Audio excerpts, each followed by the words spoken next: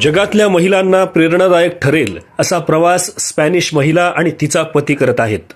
बलात्कारासारखी भयंकर घटना घडूनही ही महिला ज्या प्रकारे या संकटाला सामोरं गेली आहे त्याबद्दल तिचे आणि तिच्या पतीच्या धैर्याला नगरी न्यूज लेटेस्टचा सलाम आहे। आपल्या पतीसोबत दुचाकीनं विविध देश फिरायला निघालेली स्पॅनिश महिला झारखंडच्या दुमका जिल्ह्यात शुक्रवारी रात्री पोहोचली। तिनं गावाबाहेर आपल्या पतीसोबत टेंटमध्ये राहण्याचा निर्णय घेतला। तिथं स्थानिक आरोपींनी तिच्यावर सामूहिक बलात्कार आणि मारहाण केली। तिच्या पतीचेही हातपाय बांधून त्यालाही मारहाण करण्यात आली।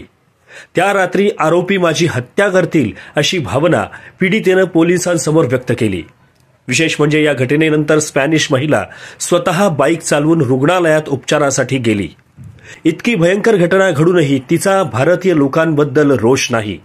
प्रसारमाध्यमांशी संवाद साधताना पीडितेनं सांगितलं की भारतातील लोक चांगले आहेत, पण माझा राग फक्त त्या दोषींवर आहे।